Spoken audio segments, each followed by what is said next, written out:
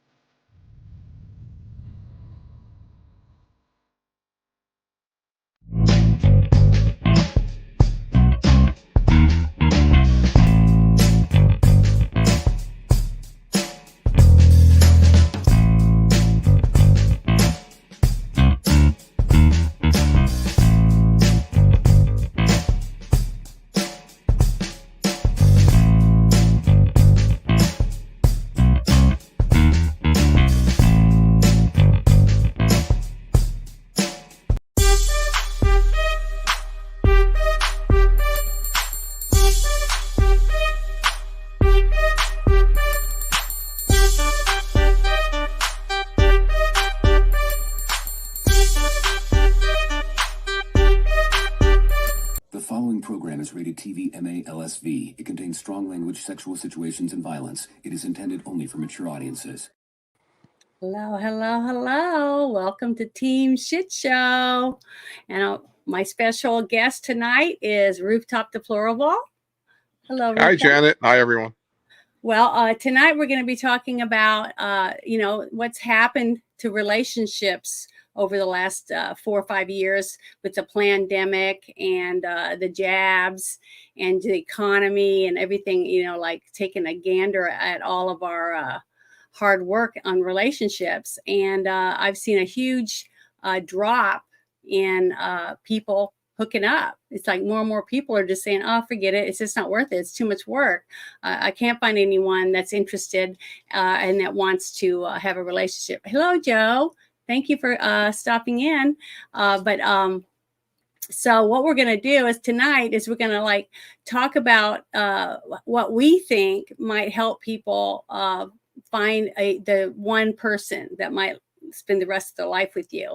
And wouldn't that be great if we could find somebody that likes the things that you like and enjoys to do the things that you enjoy and wants to spend the rest of their lives with you. So that would be great, wouldn't it, Rooftop? Oh, yeah, that would be wonderful, Janet.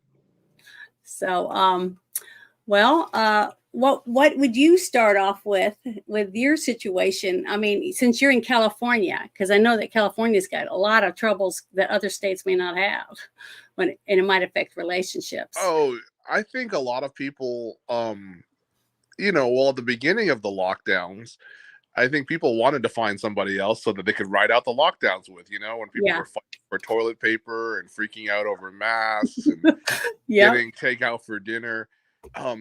It's kind of one of those things you don't really want to do alone. I'm glad that I was able to help family members, make runs to places because, I didn't really have anyone else in my life. But I think that it was a good opportunity if people had a relationship right before the fit hit the shan to, develop those things. It's kind of like hunkering down together or surviving, right? And but the people that didn't have anybody, it can be a very isolating time. I think that when you already have a society getting worse and worse with the nonverbal communications, the eye contact and all that stuff, and then there's mandates to separate, keep 6 feet apart.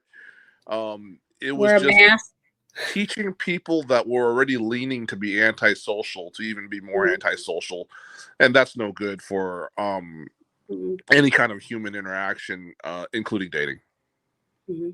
Yeah, 100%.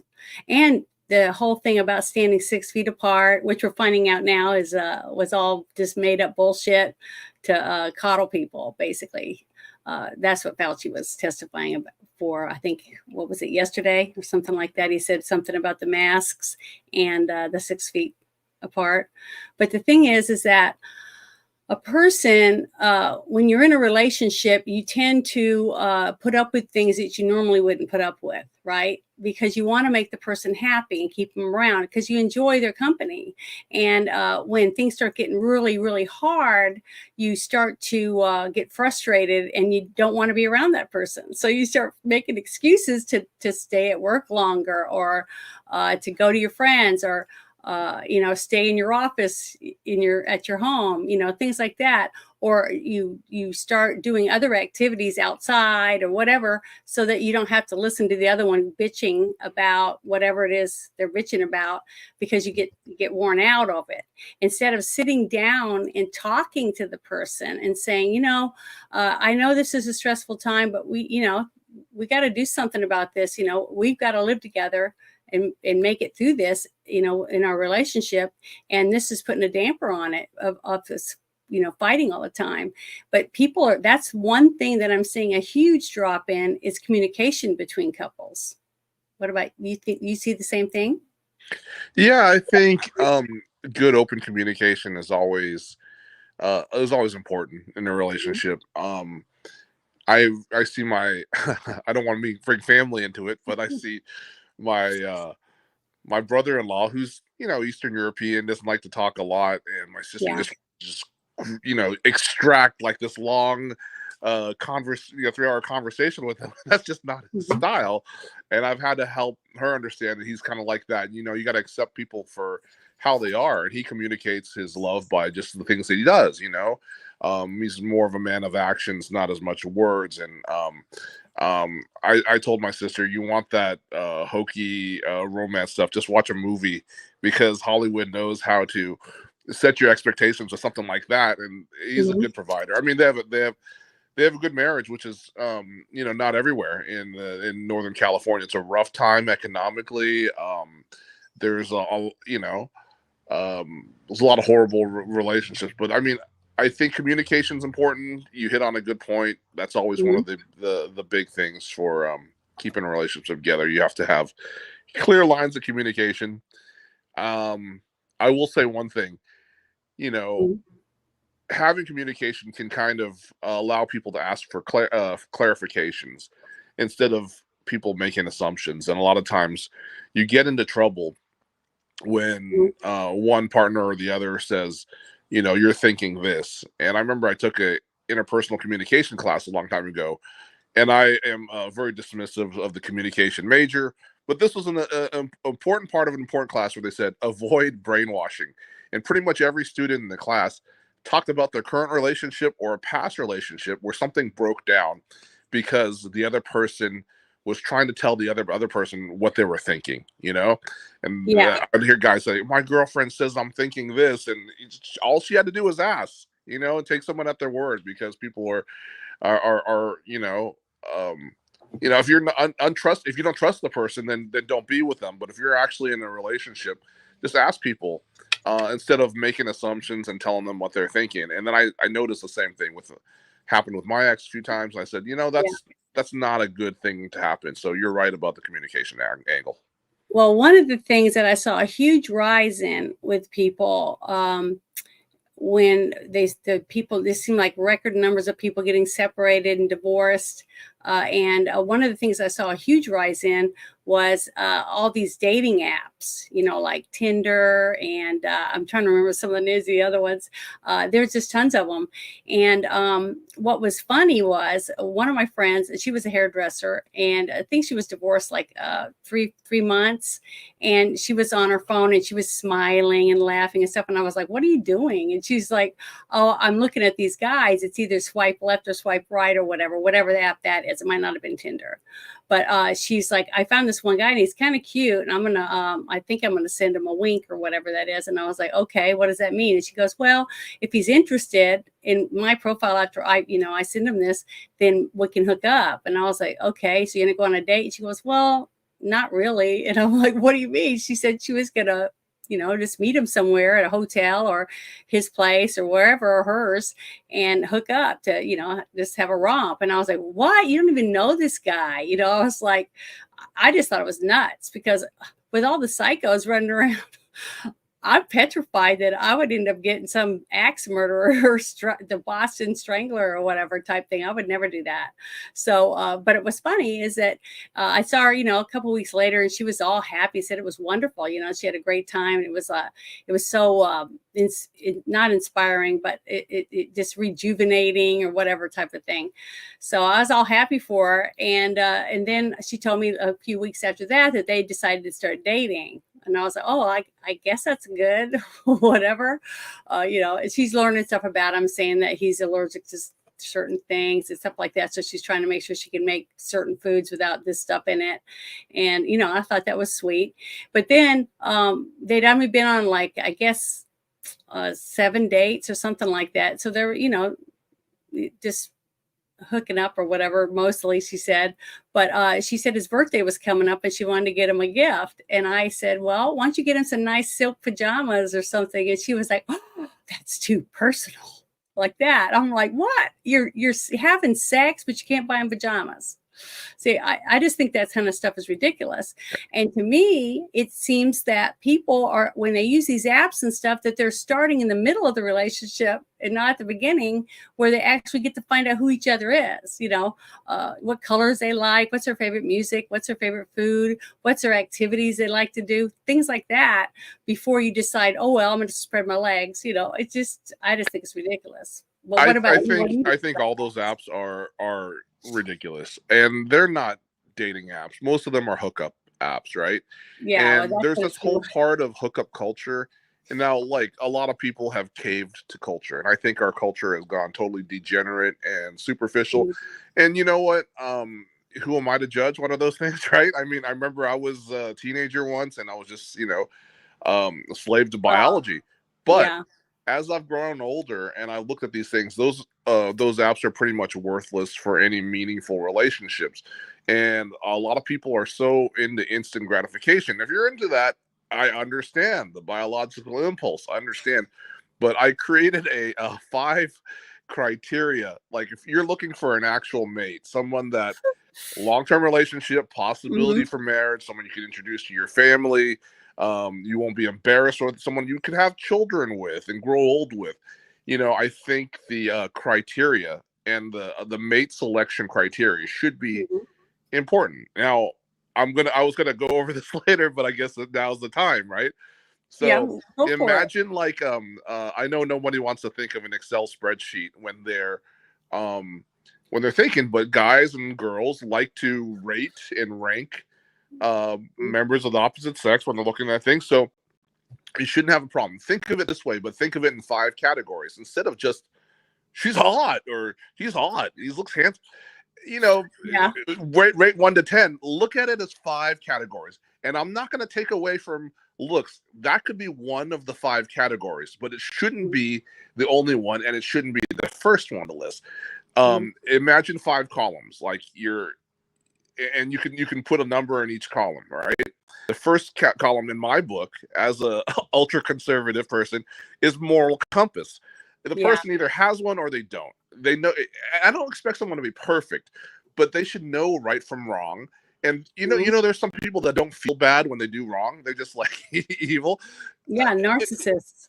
Yeah. If you have a moral compass, and women can be narcissists. So yes, exactly. Yeah. I just want someone who knows right from wrong. Maybe has good upbringing, whatever, good morals they learned from their family or from their church or however they did it, and they got some practice at it and they developed a solid moral compass. So that's category 1, and for me, that's non-negotiable. If she could be the hottest woman in the world physically, but if she doesn't have that, no way. Secondly, the second column, I would say character, personality. Just like what you said, Janet, you got to sit down in the beginning to find out what they like, what they don't like, what you have in common. Do they have the kind of temperament, character, and a lot of those things you learn through observation over long periods of time. Yeah, which means you have to spend time together and not just rolling around in bed. Okay, exactly. Go to the library together, or go walk through the park, or go walk your dogs, or go feed the ducks, or go swimming or camping. Do stuff physical stuff together so you can see how they react. Like how those do are they react with other people? right. Yeah. I mean, they know, like people say that the sexual component, right? They know that, right? And they want that. Okay, you know that part's going to be good, right? But let's look at the other parts, because you're not going to be having sex all day. I mean, I guess some people can, but there's the rest of your life together, and trust and respect need to be earned over long periods of time. So the first category, moral compass. Second one, character, personality. The third category, Janet, and I admire that you have chickens and eggs, and you have outdoors and DIY and skills. I think practical life skills is another category. Okay, and if you guys want to rate categories from 1 to 10, you can put them in here, right? And then that's kind of hard though sometimes, isn't it? Yeah. And like if I was with a guy, okay, and I invite him to my house and stuff, and we're spending more and more time together, I'm not going to know whether he can fix a sink or hammer nails or do things like that. I remember one guy that when I was talking about me getting a flat, I had ran over something. It came out from under a semi, and I heard my tire blow out. So I started to work my way over to the other side of the road, and I had my dogs in my car, and it was like 114 degrees outside, and I was driving back to New Orleans, and I was like, oh, damn, I got a flat, but my little car handled like a champ, and I got over there, was safe. And then I get everything out, and I start to change the tire, and I realized the back tire is flat too. So it flattened both tires on the right side of my car. Well, I do all that stuff, and then I have to call a tow truck anyways because I only had one donut, right? So I was really upset. Well, I called the people, and when he finally came to pick me up, and he was saying how proud he was of me for, being able to change my tire. And he said, "Didn't anybody pull over?" And I went, "Nope, not a single person, not one person on that interstate pulled over to help me." So I did it myself. But the thing is, he said that he was impressed. And I said, "Well, why? People change tires every day." And he goes, "You wouldn't believe how many men I pick up that don't know how to change a tire." That would be a definite no-no for me. If I was to meet a guy and he can't change a tire on a car, then he's not the right one. You know what I'm saying? Right. So I mean, practical life skills. So you have no disagreement, right? Moral compass, character, personality, practical life skills. It's important. And I'm as superficial as anybody else. So I leave two categories at the end: voice and looks at the very end. If I can't stand how someone talks, I'm talking about, like the urban liberal women, like whatever, Jessica Tarlov on the 5 for Fox News. If she sounds like that, you don't want to hear that ever for the rest of your life. That would drive me insane. So I kind of I like the feminine, nice voices. The Southern thing gives you an advantage. And then looks can be two categories, right? So that's category 4 and 5. Now, if you look at this holistically, if guys still want to do the 1 through 10 thing, you can assign a maximum of 2 points for each column. And if the girl doesn't have the best looks, but she has every single other column, she can still be an 8 out of 10, right? Yeah. So, I mean, I think it's good to improve our decision making. Spend a little bit more time evaluating these qualities in a person, and then you might have a little less pain later on. I'm just saying. One thing, I have to interrupt for a second. One thing I saw on a timeline on X was they were saying they had a picture and it had like corn, macaroni and cheese, and 2 chicken legs, and it was on a paper plate. And the chicken legs didn't look like they were cooked all the way. They just had salt and pepper on them or whatever. And the comment above, I don't remember who posted it. They said, "You come home from a hard day's work, and this is what she fixed for you. What do you do?" Or something like that. And everybody was saying, leave, throw it in the trash, go out to eat, all this different stuff. And I just wrote on there, I said, why not tell her that you want to help her, teach her how to cook? That you're going to get the grill out and cook some food and be with her when you cook and show her how to cook. She took the effort to cook this meal for you. Yep. She wanted you to eat. So she put effort into it because she cared about you. instead of being negative, taking the food and throwing it in the trash or something like that and hurting her feelings, because she did what she thought she was supposed to do. Instead of being negative to her, tell her, I appreciate you really, really much. You know, I love you and I care about you. And I'm thankful that you fixed me this meal, but it's just not appropriate. I mean, it's not cooked, you know, properly, blah, blah, blah. Why don't we cook a meal? So they go in there and find some stuff, go in the kitchen and cook together. That's another thing that I see so many couples do. They just so dismissive of the other one because they didn't do it the way you wanted it done, and you're tired and whatever else, but she's probably tired too. I mean, you don't know, you know, I don't know the situation for sure, but the thing is, just stop. Don't say anything immediately. Think about what the circumstances are, then try to talk about it, because little things like that end up becoming big things because you build up, you know, animosity toward this person. You know, you're very, you just become bitter because you're not getting what you think you should get. But see, a person can't read your mind. Okay. If you don't say it, how are they supposed to know what you're, that was part of the problem with my relationship, is that they never told me anything. They just assumed that I would know everything or I'd understand. So I felt like I was talking all the time and making all the decisions because I felt like, you know, I'm talking my head off, you know, 24/7, and I'm not getting anything, you know, back. You know, I'm not getting any, you know, anything. It just felt like I was talking to nobody. So, you know, and it was because they'd already turned off the knob, and I was just standing around still expecting the TV to work. You know what I mean? So, but it happens a lot. But by then it's too late. You know, when you're already turning off the remote, then you're pretty much past it. So what I'm trying to say is that when you have a new relationship, to try to learn from your past mistakes with your relationship, because it didn't work out. It's not always one person making all the mistakes and it ruined the relationship. Okay. You made mistakes too. If you're not with someone, you both made mistakes. So to try to look at yourself, what can you improve in yourself, and how you can use what you learned from the past relationship to improve the next one.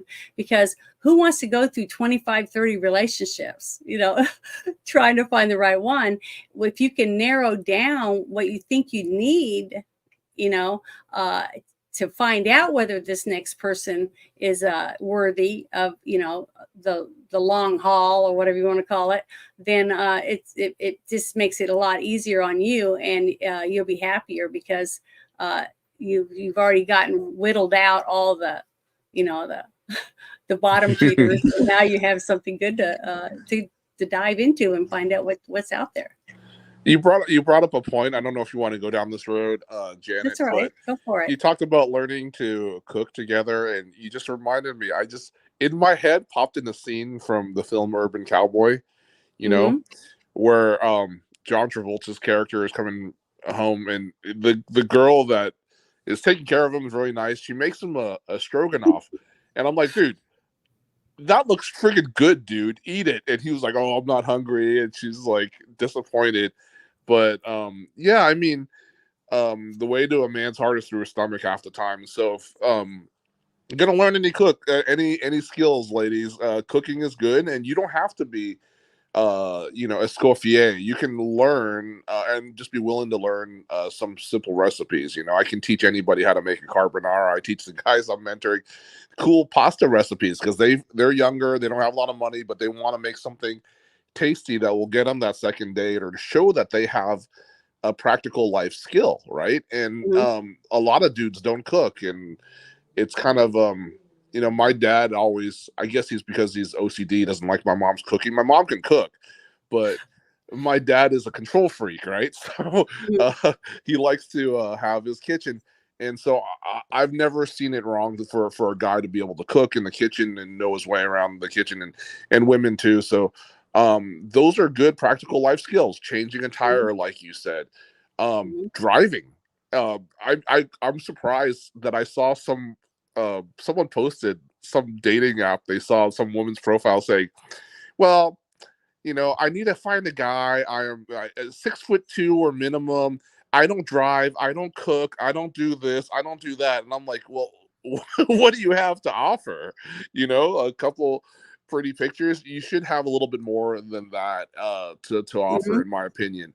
And that goes to character, personality, skills, and probably indicative of moral compass too. But and I also don't want to hear that voice. So, Janet, yeah, thanks for bringing that up. That I have to say something now. This is one thing that's irritating me.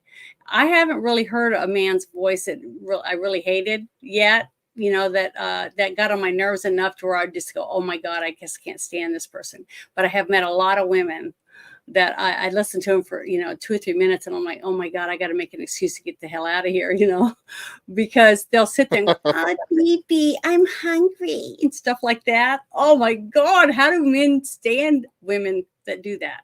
There That are is so some wrong. grating voices, and I want to use the example again. Jessica Tarlov, who is on that show The Five, sometimes on Fox News. Yeah, it's city libtard. Oh, she don't need no man. I guess she's married and she's having kids, but yeah, her voice, I just couldn't. Oh, that would drive me insane. I would go bonkers. I couldn't even last a date with someone like that. It's just, I was like, it was nice meeting you. Yeah, the baby I wish talk. you all the best. Here, I So got the would you do coffee, that? Would you do baby talk?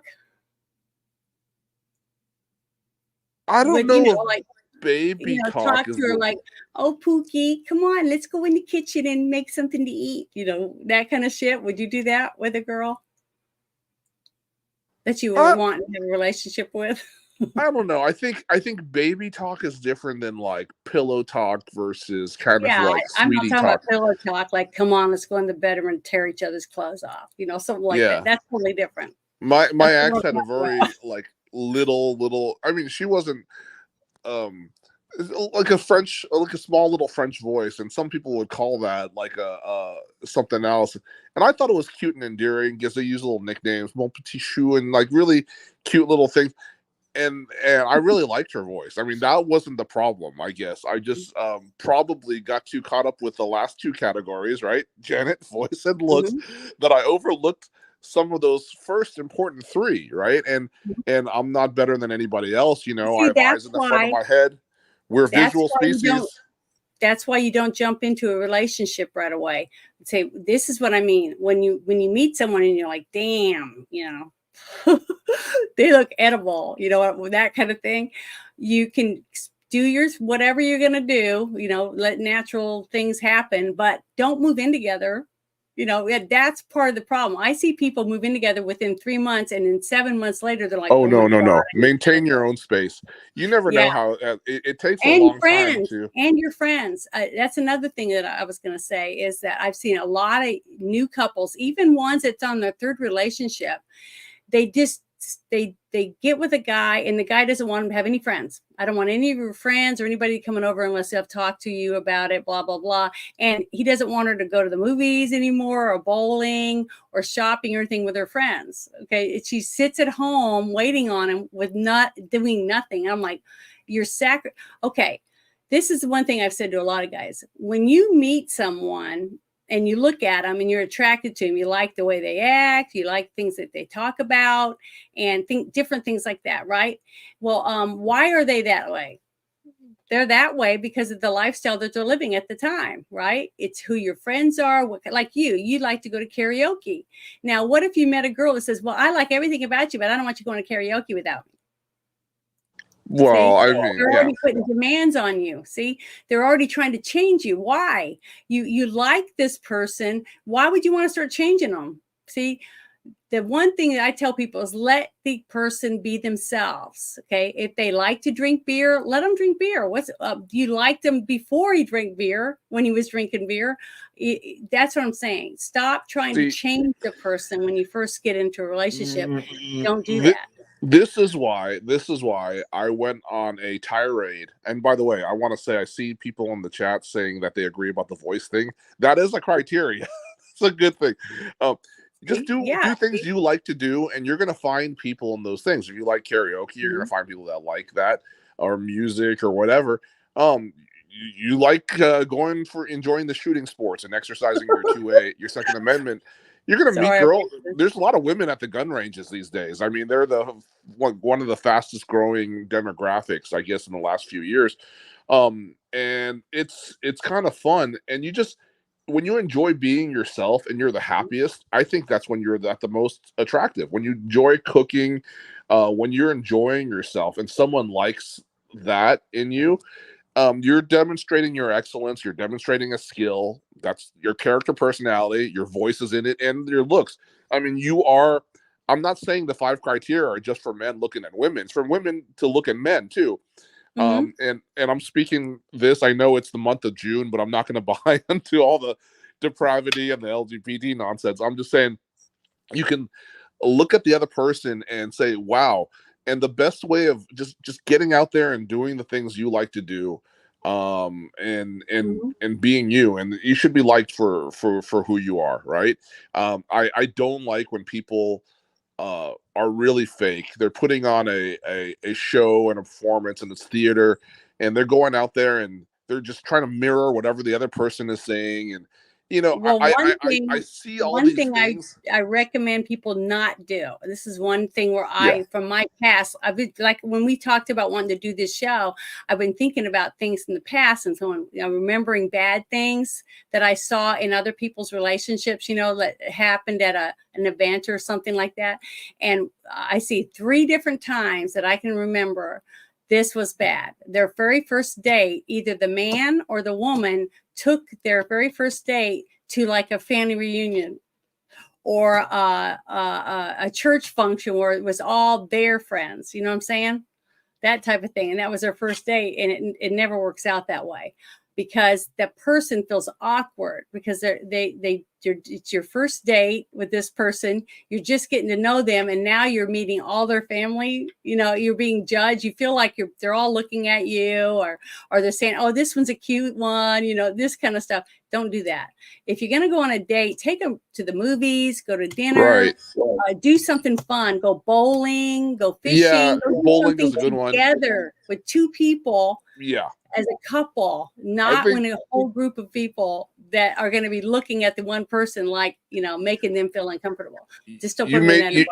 You made a good point. I think bowling is really cool. I mean, you can be good bowling. Or bad, and you can still have a good time. I like going bowling. I see a lot of people go on dates in the bowling alley. I see people meet at the bowling alley. Most towns have them.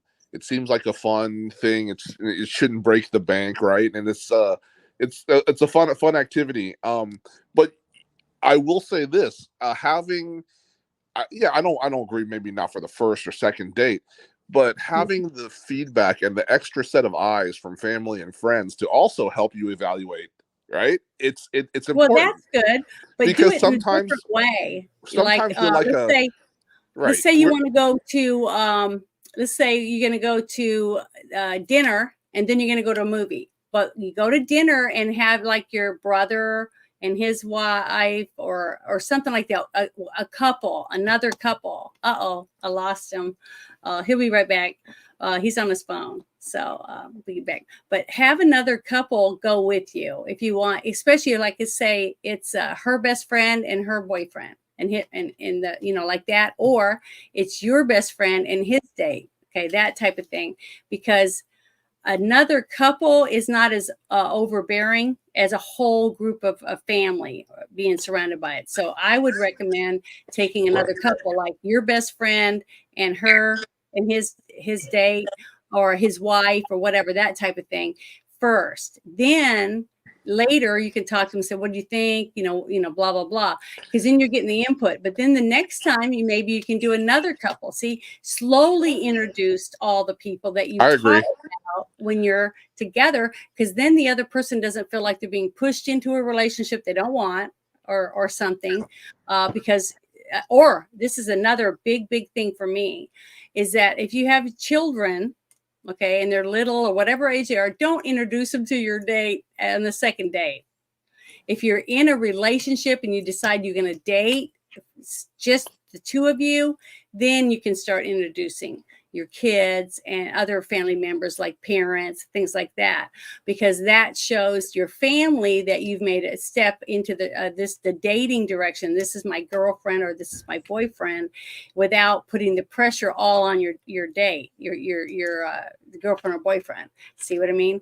You've made a step already in the direction. Then the family starts coming in. See, this is the kind of stuff that I think people should talk about when they're dating, about, what do you think of this? Or how do you think of that? How would you approach this situation? Things like that, because then you're getting into a deeper understanding of the person that you think that you might want to have a relationship, a long-term relationship. Because how can you expect to move in and live with someone when you don't even know if they wear 10 tons of perfume, or they got gallons of shit. You don't know what they have until you start going back and forth to each other's place. Because see, if you went to someone's place and you're a neat freak and you go over and there's piles of dishes in the sink, the counter's all dirty and there's garbage around, they never mop or vacuum, it's probably going to be like, well, I'm not interested in this person. Even though I like everything else, if they can't clean their house, and I don't want them at my house, I don't want them living with me because I don't want to clean up after them, because that's like having another kid. You know what I mean? So I'm just saying, you slowly go back and forth, and like you invite her over and you cook dinner for her. You find out that she loves a certain kind of food, so you decide to fix it for her. That is what I'm talking about. You're stepping in. She sees that you know how to cook. She sees how you handle yourself in the kitchen, and she gets to see a little bit of your environment, where you come from, that kind of thing. And do the same thing for the woman when she invites you over. So that little things like that, to learn about each other, because people got to stop starting in your relationship in the middle and try to start at a beginning. And what was it? I posted it the other day about courting each other again, going back to the old ways, like your great grandparents did when they dated. They had to ask mom and dad if I could date your daughter, that type of thing. I'm not taking that, because most of the time we're an adult and we've already been in a relationship. So you don't have anyone to ask, but to show up at the door and have a flower, or or something, like that, it's romantic, and that's, I see that there's just hardly any romance anymore. That's one thing I think is sad, because I'm a tomboy. I like fishing. I like squirrel hunting and chickens and working in my yard. But I like romance too. If he showed up and he'd stop and said, "I saw these beautiful flowers when I was driving here on the side of the road, and I wanted to pick them for you," I just think that would be adorable. Little things like that. And women do appreciate that stuff. And any woman that says, well, okay, I have one person, I won't say who they are, that every time her man gets her something, she takes it and has it praised. So, I just think that's really sad. Yeah. That's what you're about. That's not the kind of person I would want. It's funny because my dad and I planted a bunch of rose bushes and rose trees, and always had these availability of these flowers, right? And just maybe not the right season or whatever, but I was always wanting the opportunity to bring flowers. And I think besides for my mom for Mother's Day and her birthday, and Vanessa a couple times, I don't know. I just wonder if those gestures are as appreciated these days. Well, Janet, you said you enjoy that kind of a thing, but I don't know.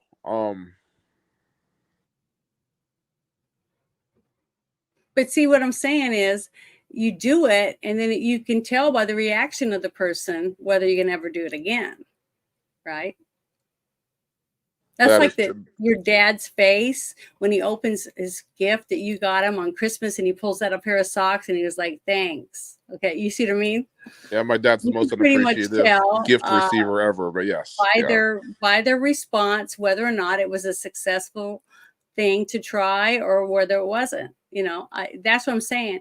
But if the person's looking, if I'm looking and I'm seeing them trying different things and I see effort being made, I'm not going to be as harsh on them about whatever it is they gave me or whatever, and I'm going to say, oh my God, this is the worst thing ever. I'm not going to tell him that. I'm going to tell him I appreciate that he got it for me, but I don't wear this kind of material because I'm allergic to it or whatever. I'll be honest about it, but I won't. But I'll like the fact that he cared enough about me to do that for me. See, that's where I see so many relationships breaking up. They're not looking past the circumstance at that moment of why they brought it to you, or what did they do to give you what they were working on, that type of thing.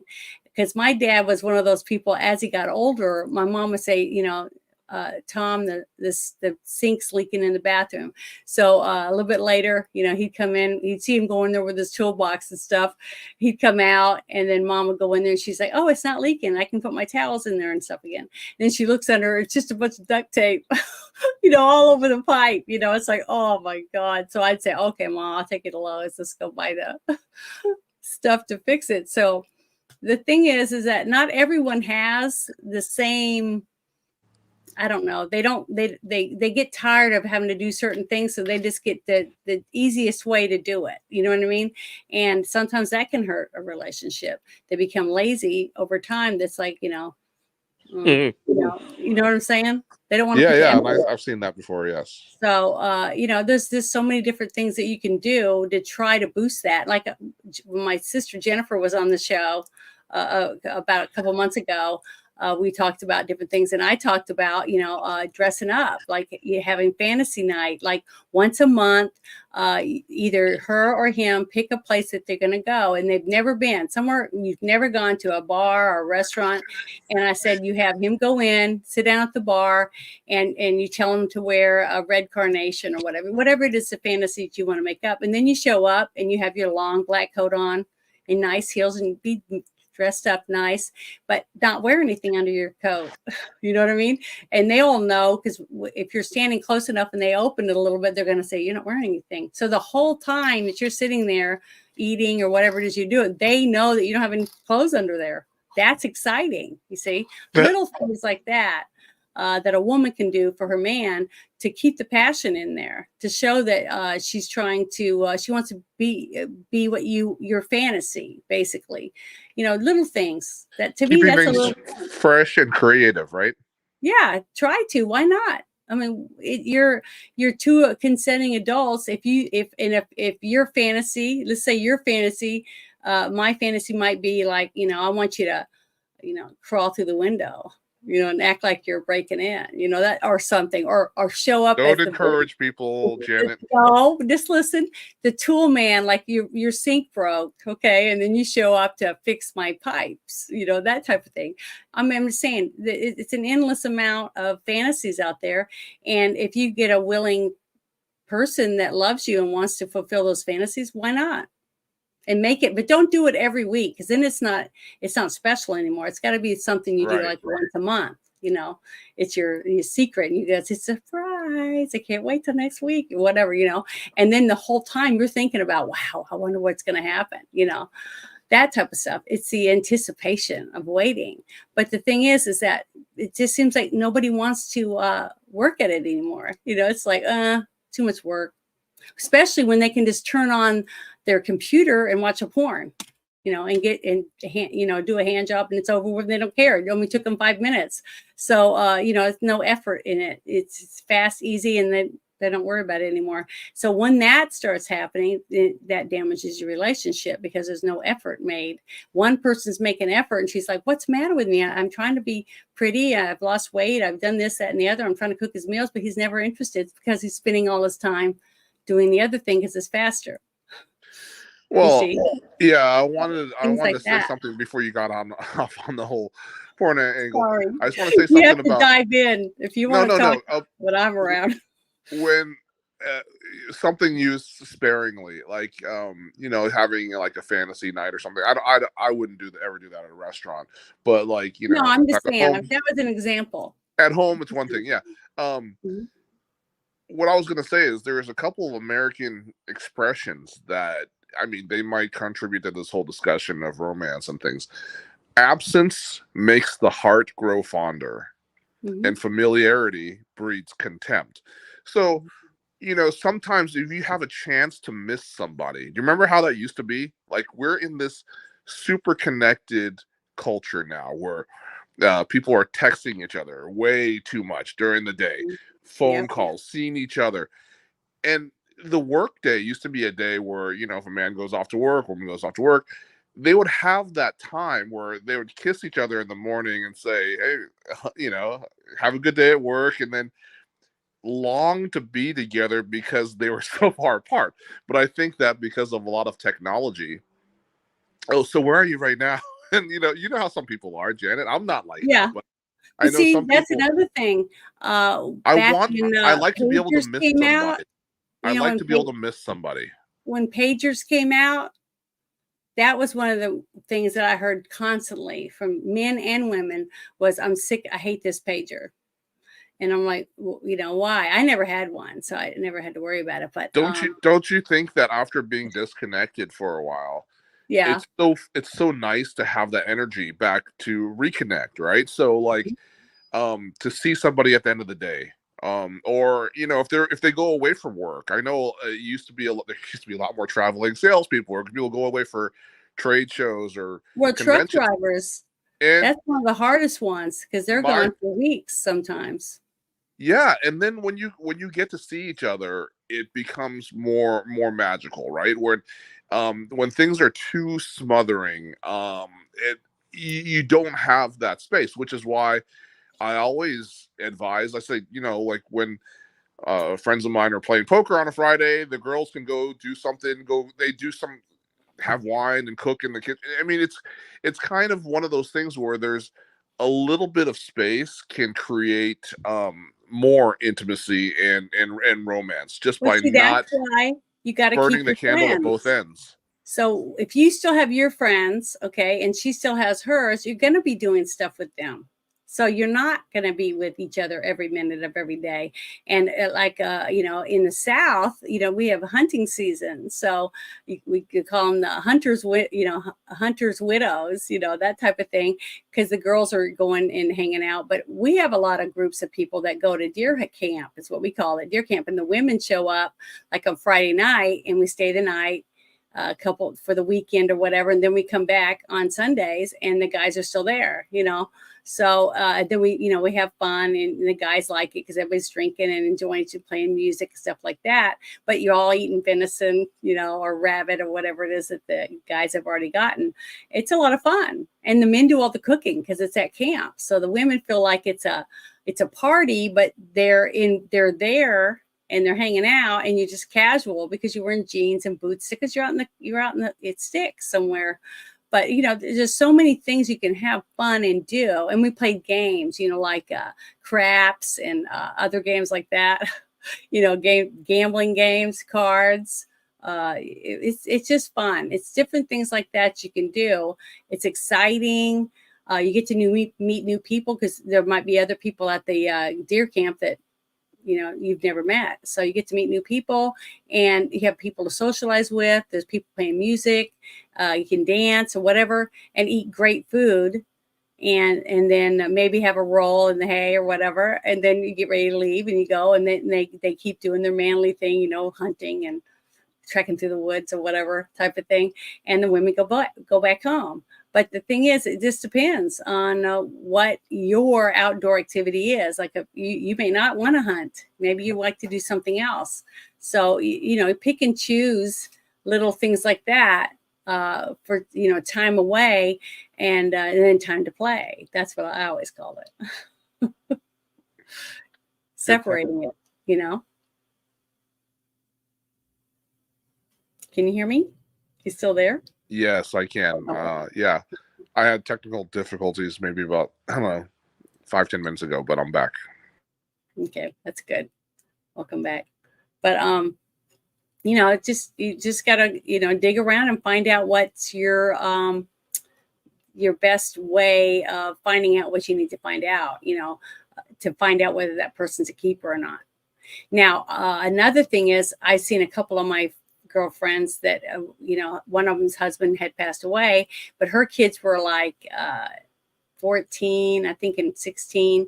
And I think one was graduated, was about to go to first year of college, and her husband had passed, and it had been almost a year, and she started to go dating again. Well, she met this one guy, and she was like, oh my God, I really love him. I think he was a lawyer or something like that. And they went on like 6 dates, and she said they're thinking about getting serious. Well, it's time for them to meet each other's families and stuff. And when she went over to his house, he had little kids, like, 9 and like 12 or something like that. And she was just going, oh, I don't want to start all over again. She was thinking about, having to take care of kids again and clean up after and do their laundry and all that stuff at her house if she was to move in with him. So she started thinking about it and said it's just not what she wanted. So she ended up breaking up with him, even though it could have been a really good relationship. So there's so many different things that you don't know right away. That's why dating is important. That's why it's called dating. You're going out with someone to find out more about them and see whether or not you want to have a long-term relationship. But people aren't doing that with those apps. So they're just meeting somebody, having a roll in the day and leaving. And then you're leaving with, the thing is, I tell people, I go, you're sleeping with everyone this person's ever slept with, basically, when it comes to other things that you can get from them. Oh. So, some people don't care, obviously, right? These apps are popular, and they're like, they're playing with our brains. I remember I downloaded what was it, Tinder, just for fun, just see what it was about when I got back after I came back to the United States from France after being there for 6 years with my ex-fiance Vanessa. And my niece just was curious what it was. And when she was just a little girl, she looked at it like, oh, swiping left, swiping right. She was like, oh, it's like a game, right? And I said, it is kind of a game, It's a little matching game. And it's so dumb, but it's like, it's one of those things where people are just interested in hookup culture. They're not looking for anything long term. It might be a thing. I mean, sometimes they make it more complicated by having like long discussions before any kind of actual hookup. I know a lot of people that have wasted their times talking to chatbots or, scammers on those things. But I just think that face-to-face, real life is the way to go. And it's sad, Janet, that I was talking to, there was a young man at the bar, his name was Sam. And when I left, he was talking to a young lady. So I was like, good for you, bro. But before we left, I said, you should have seen how it used to be, Sam, before all these dating apps. Just imagine that there's a good turnout at this bar tonight, but there's a whole bunch of people that are sitting at home swiping, hoping to find that one on an app. And they've just taken themselves from like the social sphere of being out at like a cafe or a bar or a supermarket or whatever. They're just at home on a social media or a dating app and doing that. And I said, I thought to myself, that's kind of sad, even though we did have a good turnout at karaoke last night. Yeah, it was good.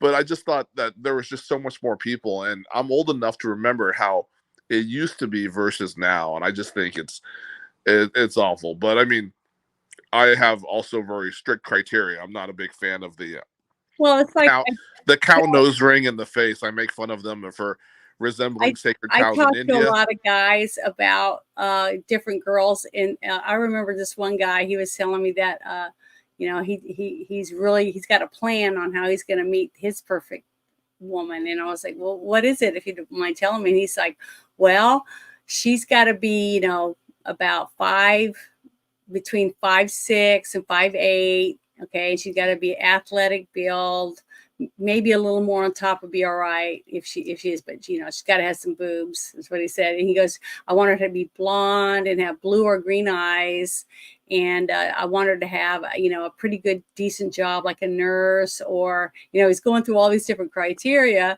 And I was like, okay, and what do you do for a living? And he tells me, well, I drive a truck right now. And I said, okay. I'm looking at him. I was like, well, you're like what, 5'10"? And he goes, yeah. And, I just started talking to him, and I said, so what do you have to offer a woman with all that? like that. Do you have your own home? Do you have a car? Blah, blah, blah. He had a motorcycle, he said. So that got him a lot of girls. But the kind of girls that got him wasn't the kind that wanted to settle down, basically. You know what I mean? So what you offer also makes a difference on what you're going to get. You're not going to get, if you want a woman that's like, I've had people tell me, I had this one guy tell me that he said I was a trophy wife. And I was like, what does that mean? I didn't understand what he was trying to say. And I was trying to understand that. But the thing is like, to me, I didn't see it that way. They want to keep you looking pretty and look good on their arm, but that's it. They put you on the shelf when they're done. That type of thing. And I was like, oh, so it made sense because I'm kind of naive when it comes to a lot of this stuff. Because, I just haven't done all this. I don't do a lot of all that junk. All I'm going by is things that I've seen others mostly do because, I wasn't on the buffet, if you know what I'm saying. So, I just learned by paying attention to what other people were doing and things that I thought were stupid or why are you doing that? I mean, I've seen women dye their hair blonde, get fake underwear. There's the underwear. You can buy underwear now that have fake butt cheeks in them, all this different stuff. So that there was a TV show. It was called Mad TV. Have you ever watched Mad TV? Probably a long time ago. Yeah, it was a long time ago. But the thing is, I remember this one episode on it. This is why I think it was a rerun when I watched it anyways, but it was one episode and it was about this guy and he's talking about this girl he met and that he was going to bring her home or whatever and go out on a date and they were all excited for him. So he goes and he picks her up and she's just really good looking. So he takes her back to his apartment. And when he gets in there, she says, they start making out and stuff. And he gets in the bed and he rips off his pants and he's got underwear on. He jumps in the bed. He's under the covers waiting for her. And she comes in and she starts taking off her clothes and she's got like fake boobs, fake hair, fake teeth. She's taking all this stuff off. And then he sees what she looks like afterward. And then, all he wants to do is leave, because it's not what he thought, because there's so much out there to make you look a certain way. And nothing's there, it's not the person you think you're going to get. So it's the same thing. I tell people, when you see an app, how are you supposed to, you don't even know what you're getting. And then I'll go to my guy friend. It's like a tranny trying to trick a straight dude, 300 pounds. It's like, it's terrible. But, that's why it's best just to meet somebody at the gym or when you go to Lowe's and you bump into somebody. You think not at the gym. Sorry, Janet. Go ahead. No, I'm saying where people are at, wherever it is, like if you go to a restaurant or if you go bowling or if you go to karaoke, like you were talking about, something you're doing, or at a basketball game or something, they're doing something you already like because you're there and they're there. So that's a +1 already. So different things like that, I will say one thing. A lot of people meet at so-called the club, right? And it's like, you know what I mean, like a ghetto city kind of place where it's going to be really loud. They're going to see each other, but there's no possible way you're going to talk over those speakers, right? There's no conversation going to be had. It's just for like booty shaking and being trashy on the dance floor, right? But like, I think that's poor. That's just a poor strategy. But you're probably going to get shot up by some gang members who show up later anyways. But hey, here's a great one. Look at this comment. The gym, bad idea. I know that you're a proponent of the gym. I say that most of the people I know love to do outdoor exercise, and if they're gonna bring any gym equipment at home, they're gonna do it at home. But like, you're gonna get those horrible, excuse my language, this is not a sexist thing. There's just some horrible women at gyms that will say the guy is trying to do whatever. You know what I'm talking about. Yeah, you know exactly the stories he's that I'm staring at my cleavage, and I'm like, well, you got and cleavage. They're so mentally neurotic and full of themselves. Yeah. and then you don't want to deal with Planet Fitness these days anyways, because women don't want to do going into your locker room. At the gym, I see girls. Now it's not all the time. Most of the time I'm in there, I see baggy t-shirts and shorts, and stuff like that, or the spandexy yoga pants with a yoga shirt or whatever, that type of thing. But every so often you see these two girls will come in, or one by themselves, and they have their hair up in a real pretty ponytail. It's all hanging down, and then they're wearing the little yoga pants and the tight little top, and their makeup's perfect, and they also have their thong on the outside of their yoga pants, stuff like that. So, and they're not sweating. They're walking around, and, you see them sitting on the rowing machine, stuff like that, but they don't sweat, because they're there trying to see if there's a rich man they can hook up with, or a hot guy or whatever. And it's just funny because I'll see her every time I see some of these girls, they're handing out cards, like with their phone number on them. So it works. Maybe she's a prostitute, I don't know. That's but so what I'm funny. saying is it works. Because I see the similar behavior, not gym-like, but when you go to a dive bar in my town versus the bar and grill seafood restaurants, and you know different, they dress a little different in different places to try to attract, but people are always fishing for compliments. Not that when I'm doing karaoke, I'm not trying to do that myself a little bit, but it is it's interesting to see what people dangle out there as a lure. And I was trying to tell people, whenever they're into self-improvement, make yourself a lure. Don't be, there's a lot of guys that say, oh, I'm the fisherman, I'm fishing, right? I'm going to get all this stuff. But most guys are just the fish. They're going to chase the lure. They're going to get on the hook. And sometimes they're going to end up gutted. So it's opposite metaphor. Improve yourself, make yourself someone that people will want to come and talk to and be attracted to, instead of just chasing and being desperate and pathetic half the time, which is what I call simping, and where a lot of people will agree. Yeah, you say that a lot. I think that's just awful. What are you gonna do? Annoy her into submission? She's gonna say yes. And this goes to another point. It's like people don't want to think about relationships between men and women as like a power dynamic, but sometimes it is. And a lot of times, if a guy is just going there with showing no excellence of his own and trying to hit on a flirt with a girl that's way out of his league, he's given her all the power. He's going to be chasing that for the rest. Even if he gets in a relationship with her, he's going to be chasing that for the rest of his life. Whereas if he comes into the relationship with some power of his own, she might even like him more than he likes her, and he can get there and equalize eventually, but he won't be just like chasing forever like some of these people I see. I mean, you just it's like an anthropology people watching thing when you see it happen in real life. Yeah, and I just say, down the oh street, man, you see all their bones. Yeah, the leftovers. Yeah, exactly. Yeah, it's sad. But see, that's another thing. I got into a discussion with some of my friends, guy friends, and they were going on and on about, will you smash or pass, that type of stuff, showing pictures and stuff, right? And they do that kind of stuff, talk about the girls that they liked. And this was when I was in, I think I was in like 10th grade at the time. And it was some shop guys that I was in shop with.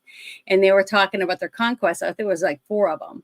They were talking about all these girls that they had hooked up with over the weekend. And I was like, what grade were they in? And, some of them were, young, like in 8th grade or whatever, but they were in 10th or whatever.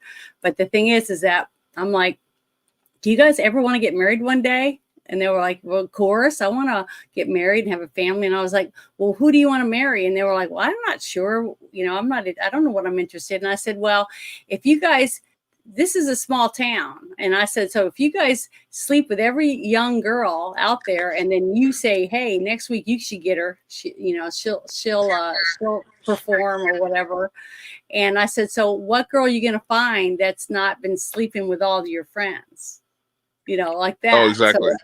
So I was basically telling them that they go on and on and on about how they want a good girl to take home one day and get married to, one they can trust. Yet they're out there making all non-girls, making bad girls out of all the girls that were good.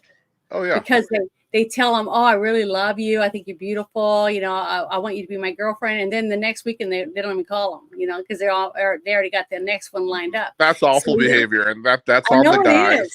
But that's on the you guys, can't and tell me. That's they're right. I see a lot of it. yeah, And I they're still see it ruining with their own guys that are future college. possibilities. Yep. College age guys do the same thing. And some even older men, they get divorced from their wife, and then they're out there, they go, I'm never going to remarry again, but they'll go out and they'll go for the young 20-year-old girls. You know, they're in their 50s and they want these young girls, you know, that are in college, and they do the same thing to them. It's like, how many can I get this month? You know, that type of stuff. It's disgusting. And if I find out by talking to a guy, I won't give him the time of day, because I mean, I'm not what they're looking for, because they want someone young and, dumb, I guess. But I wouldn't give him the time of day, because I don't want a guy like that. I want a user. You know, I don't want someone who just, wipes his feet on girls and goes on to the next one, any more than a guy would want a girl that wipes her feet on men and just takes whatever she can get from them. That's a narcissistic behavior. And I try to warn people about people like that. And you can usually see it a mile away if you know what to look for, Well, right? You don't have the horse blinders depends on how on. desperate you are. If you've been in a terrible relationship for 20 years or whatever, and you finally end up getting a divorce, you're lonely. You've been lonely for a very long time in that relationship, and you got to be very careful not to be susceptible to the next relationship, because I see so many people, they go from one relationship within 6 months and they're in another one. Cannot be desperate and make your decisions based on desperation. Sorry, that usually doesn't end up making good decisions. But would you ever do that in real life, right? But you can do that, but most people can't. The first time someone looks at them and touches them, or that gives them the affection that they didn't have for such a long time, it's harder for them to say no. And the narcissistic players, they know exactly how to deal with that. They know exactly what to say, how to act, and how to draw more people into their little trap and use them for their narcissistic supply. So I recommend every person, I tell everybody, you need to go watch a couple videos about narcissists so that you will see one when one comes into your life, because they're almost all identical, men and women, on how they come on like a flame. They're with you for every minute. They want to be with you all the time. They talk to you 24/7, and then they find a flaw, something wrong with you, and then you start looking at yourself. What's wrong with you? I didn't notice that? And then you start looking at yourself differently. Like, okay, I got to change this about myself. That's what they do. So then they'll say, well, I wasn't trying to hurt your feelings. I just wanted to help you. Then they put it all on you again. So now it's still you needing help because you're not perfect. You're not good enough.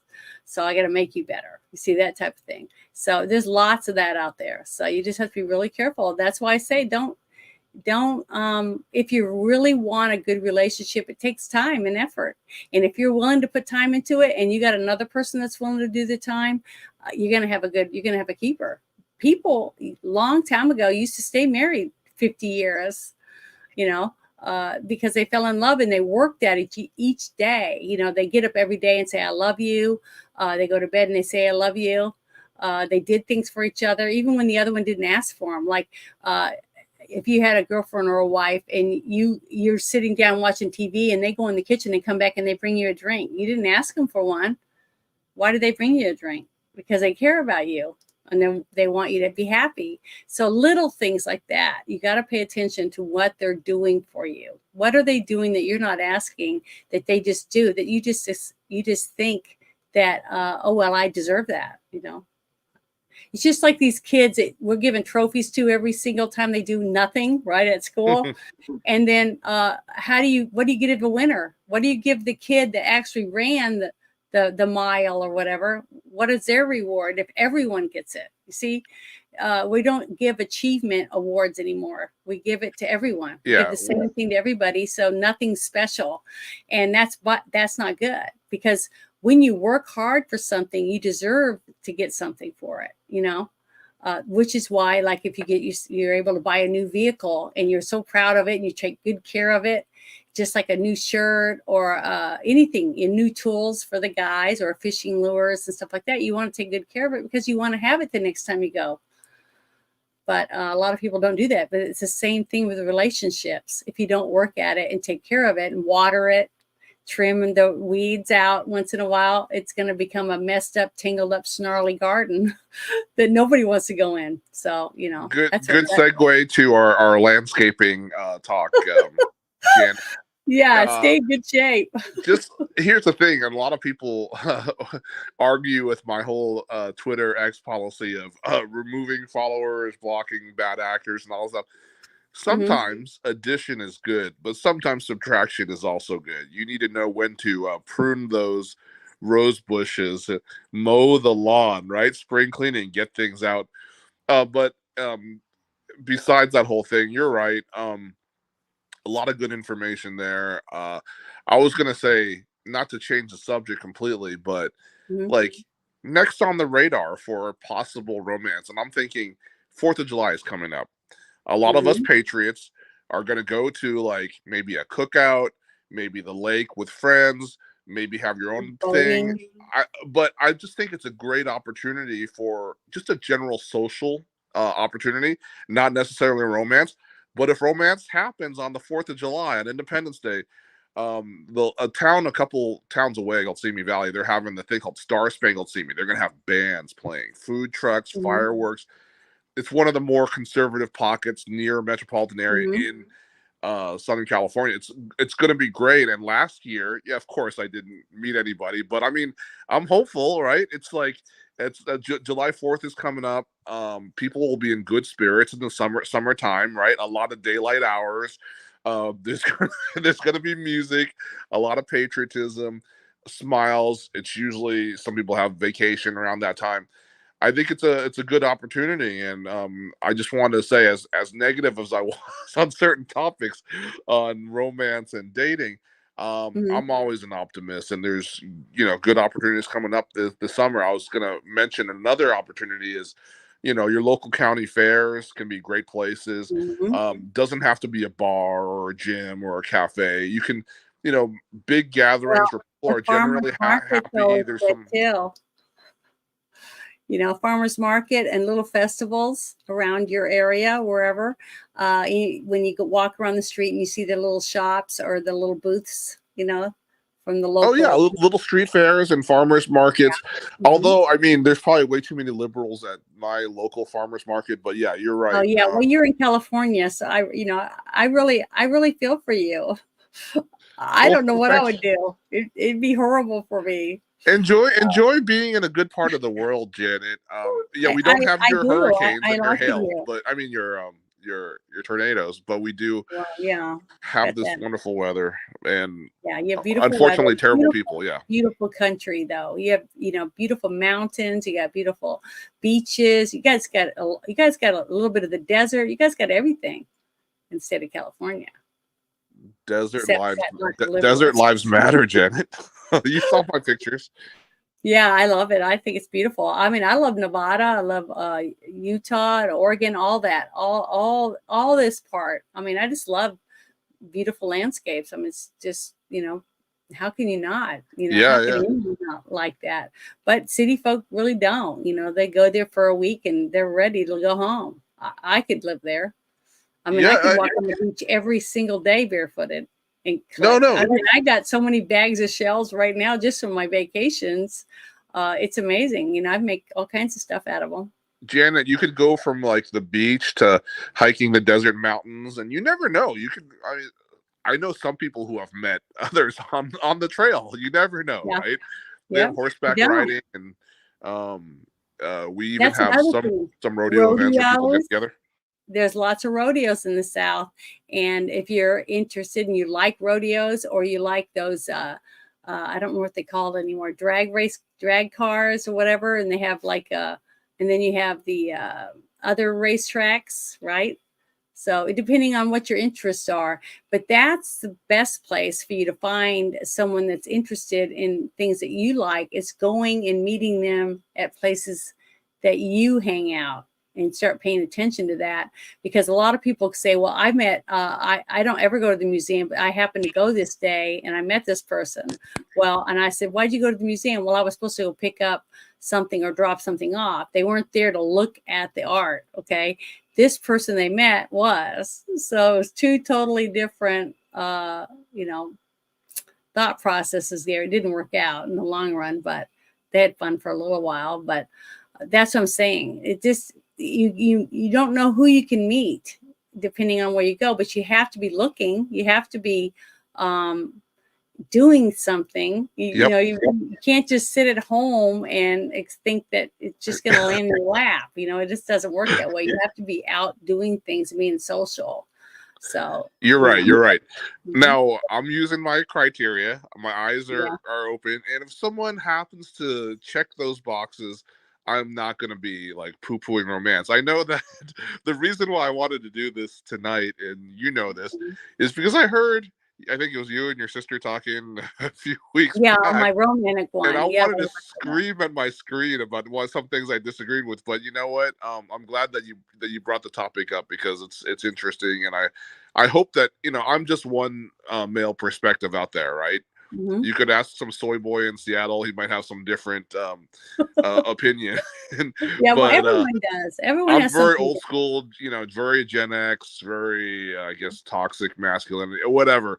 But I think that there's some of that old school wisdom that I've seen, you know, from my parents' generation, my generation, and the younger generation. Some of the kids I'm mentoring, and I see people going through towards these certain tendencies. That's why I try to create a little bit of it's a very easy framework. I know when people are drinking, they're probably not thinking about moral compass and character, personality, and skills, but you know, they are important things to consider. That's the only reason I brought it up, Jen. I don't mean to beat a dead horse.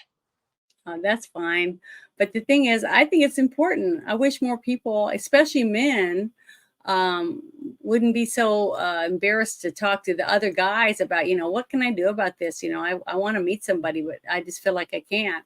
And they're looking, just like you said, they're looking on an app or this and that, and they might have already bumped into someone. I met another guy on Twitter, and he's in my Discord now, that his wife had passed away, and he has daughters, and they were telling him, you know, it's time for you need to start, you know, maybe dating again.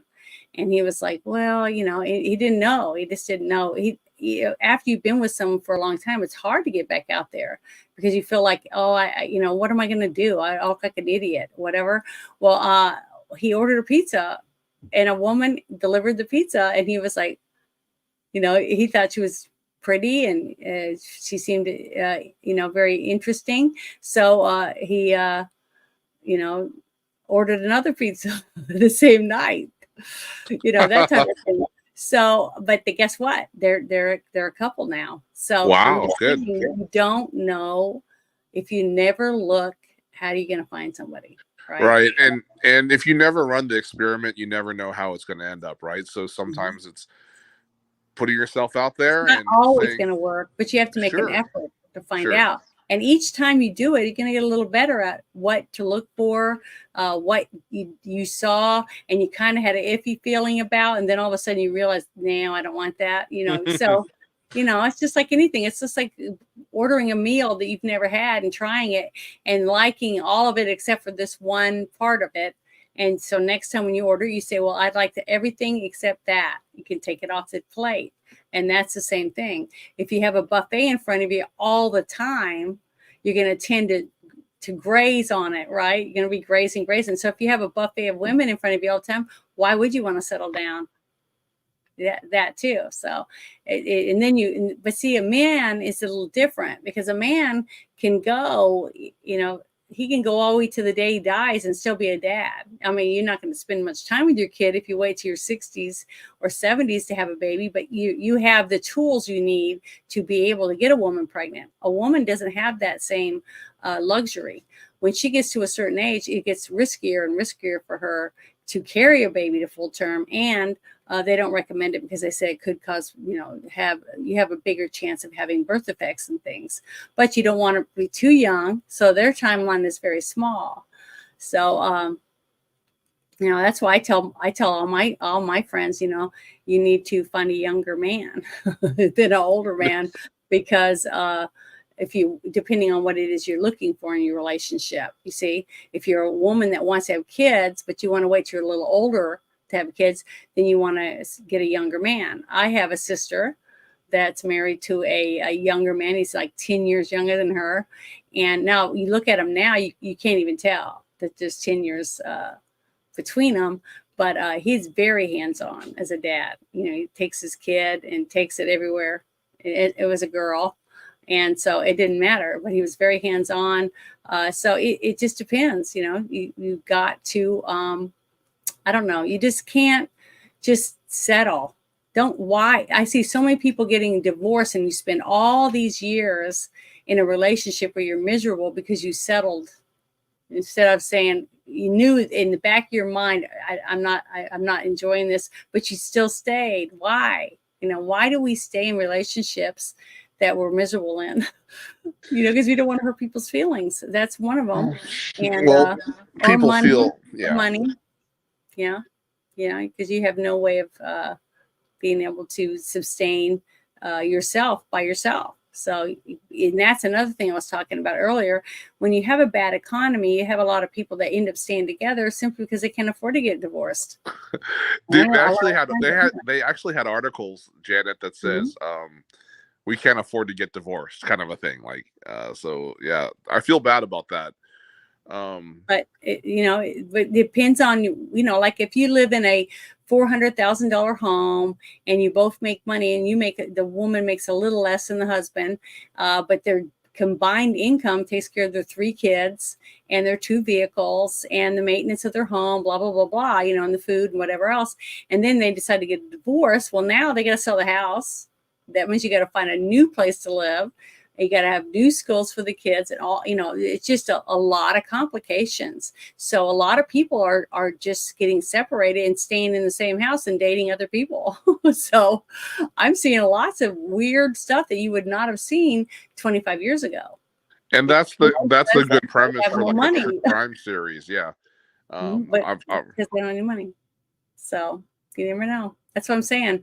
But we each have to put in what we want out of it, because if you want someone that's going to treat you with respect, fulfill your needs in the bedroom, you know, do all these little things for you, then you have to be willing to do the same thing. You see, and I see so many one-sided relationships. One person is bending over backward for the other, and the other one just says, they don't feel like they have to put anything in because they got everything they want right there, doing everything for them. So maybe they should have been better at, mate evaluation criteria. You know, I got criticized for even bringing this up once upon a time by my stalker on X last year, which I had to block her number and her ex and everything. But she said something, you're too calculating and analytical and risk. I said, well, I'm trying to learn. I'm trying to do better than I did last time. And I think maybe if I had these criteria, it might be, you know, I might not capture that wide pool and just be able to, you'll do, right? And being a little more selective and using the word, being a little more discriminating, which means just choosier. And that's not saying being snooty and saying there's only one person for me. There's probably, you know, tens of thousands for everybody, right? But geographically we're not in the same place or whatever. But yeah, I think that being a little bit choosy, having some standards, having some criteria is not a bad way to go about things. And everything you said, I don't mind. But I've met people on Twitter that I've talked to, because I've been, you know, in Spaces for years. I mean, since Spaces started, like 3 years ago, I think now. And I've met lots of people, and some of them are, you know, I've gotten closer and closer to, and we talk a lot outside of Twitter. And one of them, or a few of them, but this one girl, she was from Canada, and she met someone in another space that was from Australia. Okay. And they ended up getting together, and they took turns. One would go there and the other one would come here, back and forth like that, which was very expensive. Yeah. And they ended up getting married. And now she lives in Australia, where she always wanted to live. So, you know, it does happen. So people saying, oh, that never works. Isn't it? They didn't work at it, apparently. So it depends on the person. Every relationship is different than any other relationship. I agree. You know, so it depends on the work that you put in. And if you're putting a bunch of work in and you ain't getting shit out of it, then you might as well say, see ya. People don't like the answer, it depends. But a lot of things in life, it depends, right? There's no hard and fast rules every single time. Sometimes there isn't. You're going to have 90% success, but it depends. It could be the other 10%, right? So that's right. But that's a fact of life, you know, just like with children.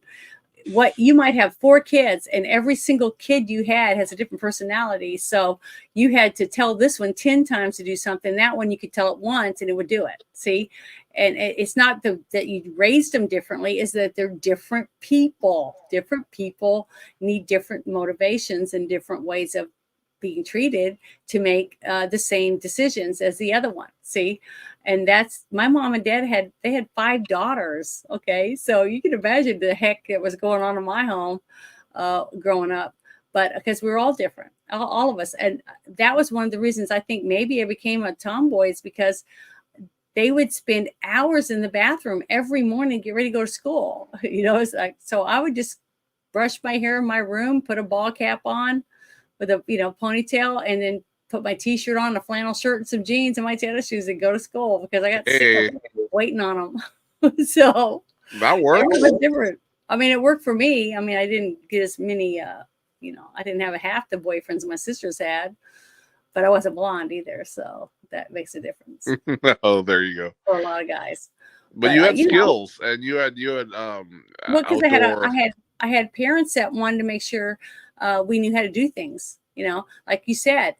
When you go to a school and they're teaching you how to balance a checkbook, or how to cook, how to sew, and how to, build things in shop, or how to fix a gasoline engine, things like that, they're actually trying to teach you so that when you step out of your parents' home, you can take care of yourself, right? In your own home. Get a job, whatever, and pay your own bills, and you could fix a leaky sink, or you could change a tire on your car. Because my dad was adamant, all of us girls had to be able to change a tire before we were allowed to go on a date. Because he said if we ever went somewhere to a ball game or something, or meeting a date somewhere, and we didn't know how to change a tire, you live in the rural area, you might be stuck out there for hours, and who knows who's going to come pick you up if you don't know how to change a tire yourself. And they didn't have cell phones. Back then, you might have a pager, but, a pager's not very useful when, you don't have any service, or your battery runs dead because you've been sitting there for a few hours. You just don't know. So why take the risk? What's the harm in teaching someone how to change a tire on a car? Those are good skills. And we learned those from our families. And if you lived out in the country, or even I didn't even go to a particularly good public school in California, but they had hunter safety class, they had wood shop, they had home economics, they had regular economics, they had metal shop, all kinds of things where people could learn practical stuff, kitchen safety, how to mend a shirt, basic woodworking.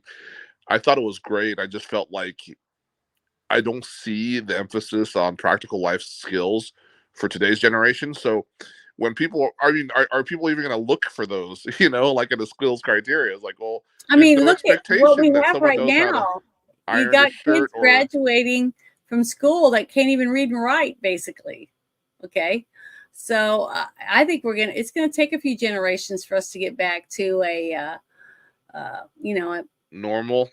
Yeah, well, it's not, and nothing's really ever normal. Everybody's different, but I mean, more basics in relationships, and knowing things that you should know to take care of yourself. Because if you live by yourself, you have to feed yourself, right? You have to be able to clean your house, do your laundry. There's a lot of things that you're going to need to be able to do. And if your parent didn't even teach you how to make a sandwich, or how to boil eggs, or anything like that, then, they were a bad parent. A parent needs to have their child do the best they can to ready them for when they leave your home, they can take care of themselves. Isn't that what a parent's supposed to do? A parent's supposed to teach you how to survive. So, And and some that's things why are, you get grounded a lot and all that stuff. It's discipline too is important. and a lot of that when you're looking for a date or a mate or whatever, we took that stuff for granted as like basic. these are these Yeah. are these are life basics. We don't even look at it like, oh, I'm so skilled. It's just like changing a tire or Yeah. you know, Because you just figure grew up doing it. figuring out A lot how of to people do something. didn't. Like, especially if you don't know how to do something, but you had to figure it out. My dad would be like, okay, you need this and this tools. Go do it. I couldn't believe how we were how we grew up, but I think it was a better time. And yeah, I feel sorry for some of the I don't know, the younger generations, but there will be a return to skills because they're just going to have to hit the point where they're going to need to learn how to do things right. Otherwise, they won't just be able to We go on the all do. internet and call for help, right? But see, like any person that comes to the point in their life where they're like, I need to lose some weight, I need to get in better shape. Instead of staying that way because you were raised to, eat better, don't eat a lot of snacks. If you sit and eat a bag of chips, the next thing you know, you're going to be eating 2 bags of chips, that type of thing. So drinking lots of water, you're not drinking too much coffee because caffeine's not good for you, things like that. But then you go through whatever, in your life, and then you decide, well, I'm going to start over again. And now I got to lose some weight and I got to do this and that and the other and learn how to eat better. And you try to better yourself. And once a person can go through that and look in the mirror and like what they see, Yep. they change a little bit because now they have a little confidence in themselves. Like me, I'll use myself as an example. Somebody who didn't hardly ever do makeup or want to get their fingernails done or any of those things, that was me. I'm 30 years old, and then I'm like, I all of a sudden I was like, okay, I want to try something. I want to go get my nails done. I want to get some hair extensions. I did a couple different things, and I was like, you know what? I feel pretty. I started liking it, but I had never done it. I'd never done it for a very long time because it just wasn't something I thought was important, and it isn't important now. If I had to do without to be able to eat and pay my bills or whatever, then I wouldn't do it.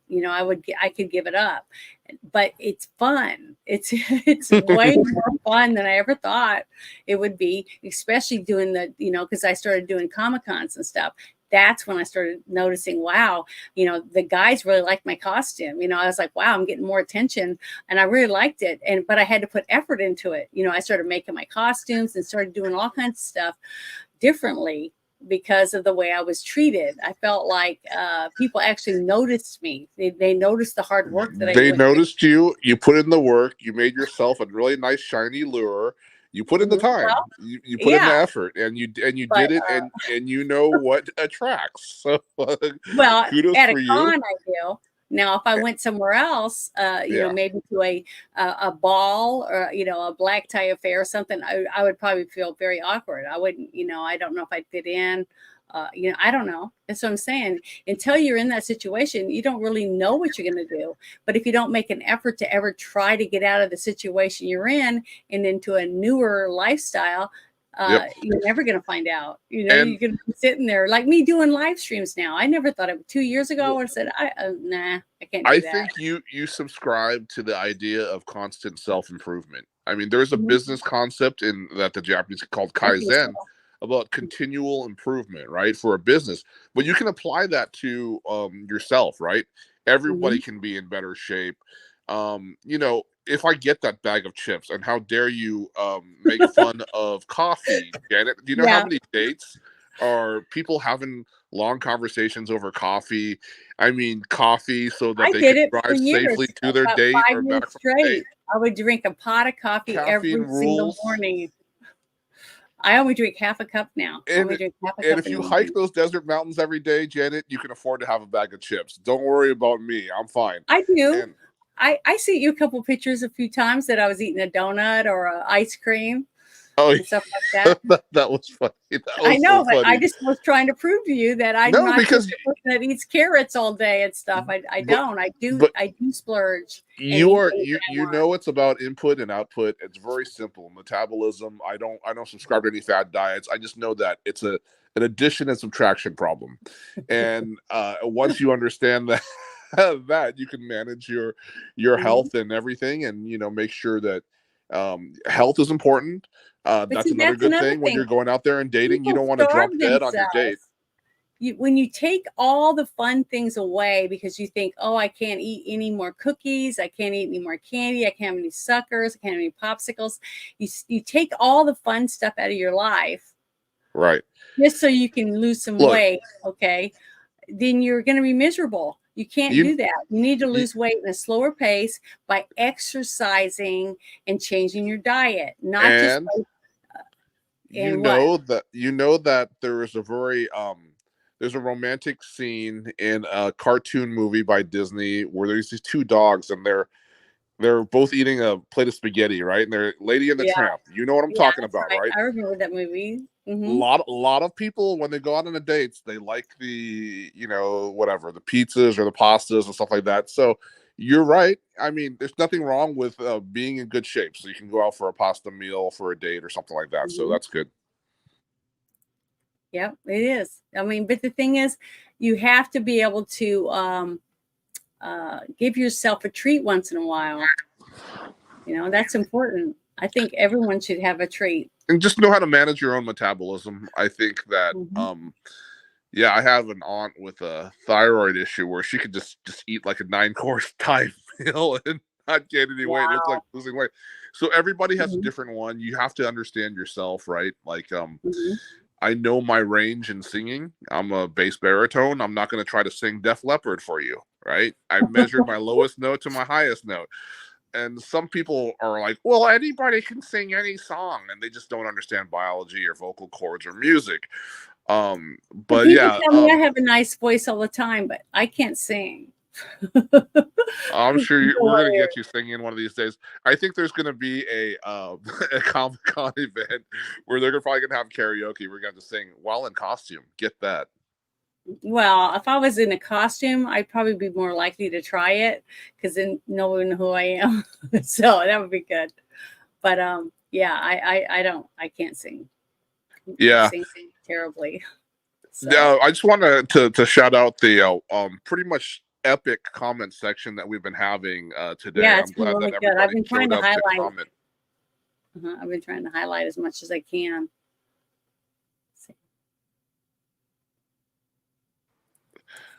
So Danny and Six Nations and our polar bear have been Yeah, there chatting I up a love storm in the comments. Snortopus. Yeah, he's been my friend before I even had my own channel. We would talk in the chats. So yeah, he's a good man. He's a good guy. Did you see Danny's comment? If she brings pizza, she's a keeper. I If like she that what? comment, Danny. Where is it? I'm trying to find it. Oh, it's a little further back. Okay, I'm looking. If she brings pizza, she's a keeper. Yeah, I see it now. Ruth got pregnant at 90. Who's that? Oh my God, that would be horrible. We have no context of who these people are, Danny. Thanks for just dropping a name out there and no Yeah, context. I don't know anyone named that. Named Ruth. Well, I had an aunt named Ruth. I had an Aunt Ruth. So, but well, we've been going for over an hour and a half. So you think it's time for you to have to Yeah, I have take another karaoke session to go to, but before that, I yeah. got to cook a healthy dinner that Janet will not disapprove of. Um, but Yeah, thanks. that's what I'm gonna have for dinner. I've already cooked it. I put it in the refrigerator. I'm having salmon. I Oh, made it there in you the go. air fryer. How are you gonna prepare the salmon? I just put a little bit of lemon on it. It's a tiny bit of butter, and then I wrapped it in foil and I put it in the air fryer to cook. Air fryer. Okay. Mhm. Okay. So it's gonna be Sounds good. delicious. Salmon is delicious fish, and And I'll probably make me some spinach or broccoli to go with it. So we'll see. oh, broccoli. Yeah, broccoli and salmon. That sounds good. Well, I'd rather have asparagus, but I forgot to buy some, so I don't have that. That's my favorite. That's another thing. People always say that don't have asparagus on a date because it makes your pee smell funny. But I mean, But I'm not going to pee in front of you. I don't think it's an awful smell. I don't have to worry It's about very it. fragrant. and it goes good with a lot of things. It can go good with a steak. It can go good with fish. I just think asparagus you can put in a risotto with shrimp. Well, my sister has been growing it. I And love it takes asparagus. Like, 4 years. It takes like 4 years for it to be like as big around as your pinky, at the stalk. Yeah. Of it. Yeah, it takes years to grow it. I heard they're pretty deep. Yeah. Anyways. But so is there anything you want to say about what you got going on before I? I only have karaoke going on tonight, but I'll be at the Simi Valley Star Spangled See Me celebration. StarSpangledSeeMe.com. If you're in Southern California, or if you have the misfortune in being in California, you want to come to some kind of traditional, old-timey, more culturally conservative area for like a very traditional 4th of July celebration with music and fireworks and people wearing red, white, and blue.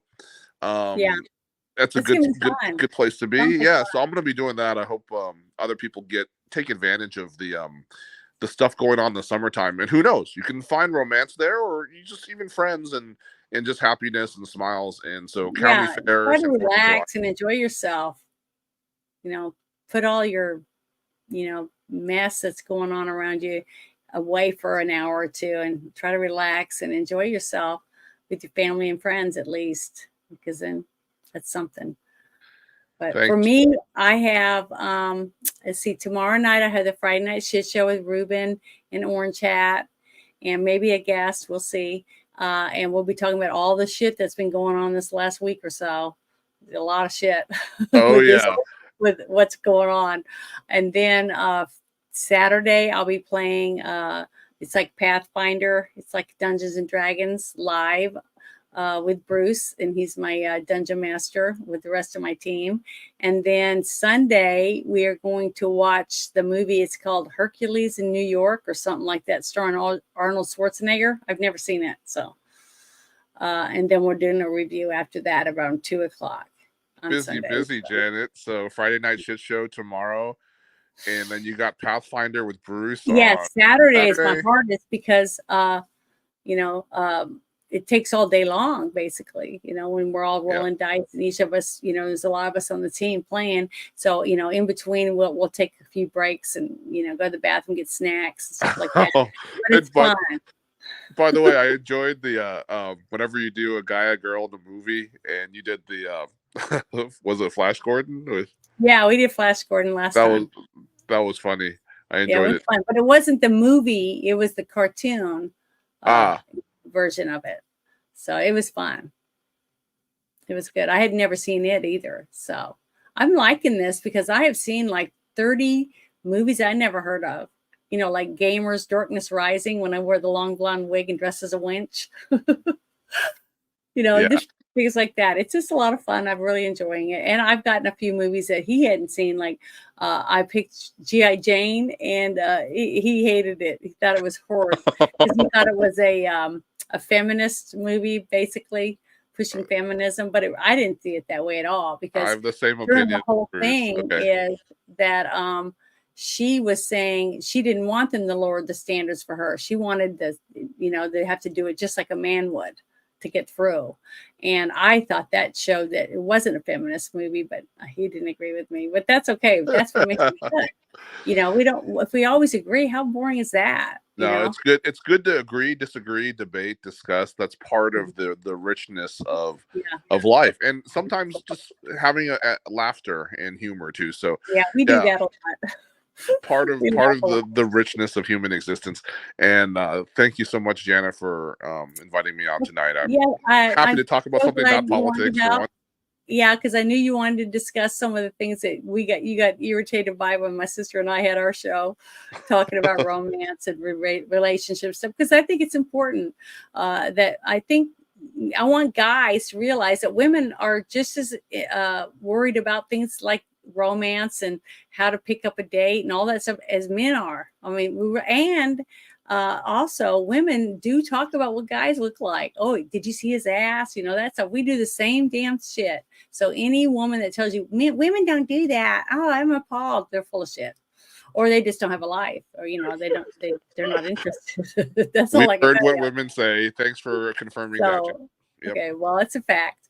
But I just want to say thank you to everybody for being in the coming to hang out with us. Brandy's here. Sorry, Brandy, we're about to close up. Brandy, Rooftop's got to get ready to leave. He's going to be going to eat and then going to go to karaoke. So, but thank you for stopping in. Appreciate it. But, thank you everybody in the comments section. That was awesome. Yeah, you guys in the chat. We had a lively chat. Great. I always have a really good chat. Bruce and I've been very lucky to have some really good, people that are interested in hearing a few things that we have to say. I don't know why, but I like it. But the thing is, thank you guys so much for hanging out with us. And we really, really appreciate it. Because without you guys, we wouldn't even be doing any of this stuff. We have nobody to watch us do it. So, but thank you so much. And you guys have a wonderful, wonderful night.